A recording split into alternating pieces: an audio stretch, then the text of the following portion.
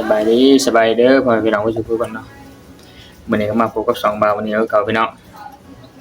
มื้อนี้ก็อยู่ห้องทุกคนมาแต่หาหอยมื้อนึงทุกคนไปสิเป็ดบ่ได้อันนั้นบ่ได้ปลาทุกคนเด้อแกะหอยมาเนาะมื้อนี้จะให้ทุกคนดูทุกคนตอนแกะหอยไว้ถ่ายพี่น้องเพราะว่าแกะหอยแน่ทุกคนลมแน่เนาะอันนี้คือฝนสิตกทุกคนเดี๋ยวจะให้เบิ่งพี่น้องบ่ได้ถ่ายคลิปหลายมื้อทุกคนส่วนนี้ไปตกปลาเนาะเดี๋ยวทุกคนเอาน้องกับฝนสิตกว่าจะไปตกปลายามฝนตกพี่น้องเด้ทุกคนลมมาแห้งเลยพี่น้องเพิ่นลมพัดทุกคนก็ฝนสิตกเดี๋ยวเพิ่นให้เบิ่งหอยอาม่าเนาะเพิ่นเป็นสิว่าโทรศัพท์แต่ก่อนคือทุกคนแล้วสิล้างหอยทุกคนหอยเอาหามาทุกคนที่เบิ่งมาเนาะหอยให้ดู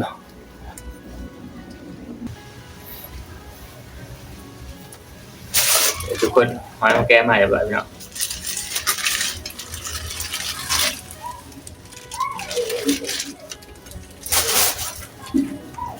สิล้างทุกคน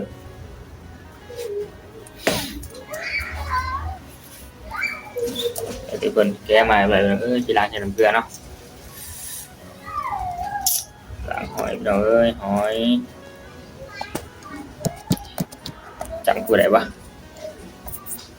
ล้างหอยทุกคนแก้มาแบบล้างใส่น้ำเกลือทุกคนเพราะว่าหอยเขาแก้มาใหม่พี่น้องฝนก็จะตกทุกคนจะแปลกใจแบบเรื่องหอยโชคเลยเนาะมันจะใส่เก็บกองทุกคนว่าห้องเศร้าพี่น้องห้องน้ำวิธีต้องยมตำยำเนี่ยทุกคนจะผ่าหอยเลยเนาะเพราะว่าเขาอยู่ห้องเศร้าพี่น้องล้างหอยอาจจะบ่ได้เห็นหนาพี่น้องเนาะ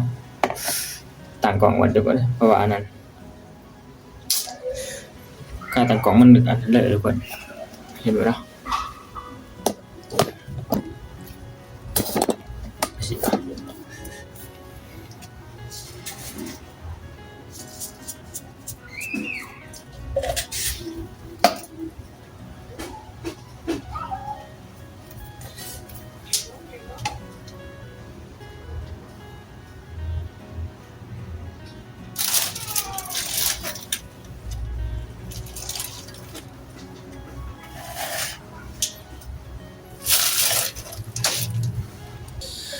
ตอนนี้ก็ได้2เมนูทุกคนเปลี่ยนใหม่เนาะพี่น้อง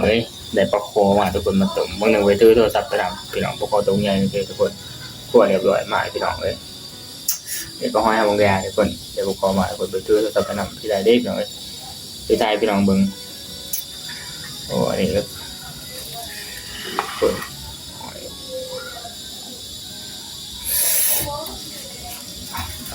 ต้มใส่ผักยุบไข่ใบบักขามอ๋อพี่น้องโอ้สุดๆเลยทุกคนนี่สุดยอดเลยแหละต้มใส่ปลาพี่น้องถ้าเบิ่งกันทุกคนจะได้อันนี้ต้มน้ำห่อนล้างหอยกับพี่น้องว่าหอยมันยางไรเนาะเขาเจียมมาทุกคนก็พอนะเราใส่เราพวกนี้เนาะเราเพิ่นว่าเอามาต้มแล้วจะแบ่งเราทุกคนพี่น้องบรรยากาศคนเวตกเด้อทุกคน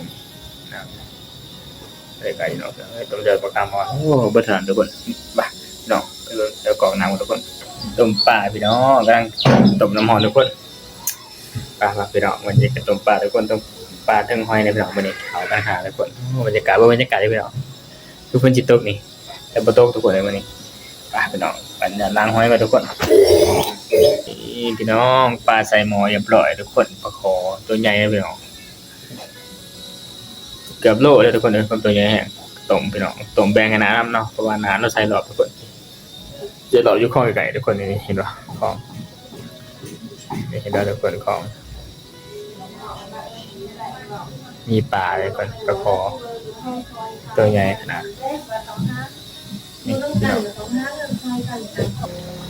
อีกคนต้มปลาแซ่บเลยโอ้คือเห็นบรรยากาศอยู่บ้านนี่พี่น้องที่ลาวเนาะต้มปลาทุกคน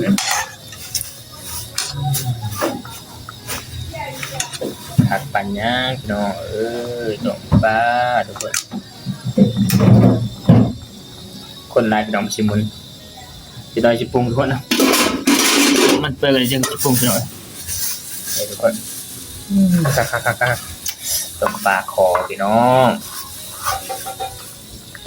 การปิดฝาไว้ทุกคนอันนี้ก็ห้อยเอาพี่น้องห้องอายุก็ทุกคนเด้อทีแรกห้องเจ้าเขาซื้อพี่น้องเลยก็ต้องคิดยังหมังใหม่ทุกคนนี่ทุกคนเนี่ยได้พี่น้องเนาะปรุงเรียบร้อยทุกคนขักลายทุกคนมีขักลายต้มปลาคอทุกคนโอ้โหอยู่พี่น้องเอ้ยน้องเอ้ยต้มห้อยต่อทุกคนเอ้ยคักไปยังพี่น้องต้มห้อยต่อปล่อยต่อทุกคนเนาะมาดิเก็บปลากระทินพี่น้องไปกินกับปล่อยห้อยพี่น้องทุกคนคนเอ้ยปล่อยห้อยพี่น้องเอาเดี๋ยวเขาเอง ปล่อยห้อยทุกคนเนาะเดี๋ยวปล่อยห้อยก็เด้อพี่น้องเด้ออยากก็ให้พี่น้องต้มปลาเนี่ยทุกคนฝนกระตกทุกคนเลย ตอนฟองคือข้าวหวานเด้อ ฝนกระตกพี่น้องเอ้ยฝนกระตกทุกคนย้อนแสงขนาดพี่น้องฝนมันตกเนาะไอ้ทุกคนปล่อยห้อยก็พี่น้องเพราะว่ามันจะตายเบอร์เลยเพราะเรื่องค่าตะของมันอันทุกคนมันหักเนาะพี่น้องจะเอาปล่อยห้อยทุกคนดีทุกคนเรียบร้อยได้พี่น้องปรุงกันเลยทุกคนเด้อบ่ปรุงให้เบิ่งได้พี่น้องเนาะอาจจะบ่ได้ปรุงให้เบิ่งทุกคนเด้อใส่เกลือเป็นว่าพริกกระปัวพริกขัวก็ว่ากันไปพี่น้องเรียบร้อยกินได้ทุกคนแซ่บตอนนี้ก็ตักแล้วทุกคนพี่น้องเอ้ยมาพี่น้องกินข้าวกันแซ่บๆทุกคนเด้อต้มปลาก้อยหอยพี่น้องโอ้คักปานยังทุกคนเอ้ยขออนุญาตกินข้าวเด้อพี่น้องเด้อ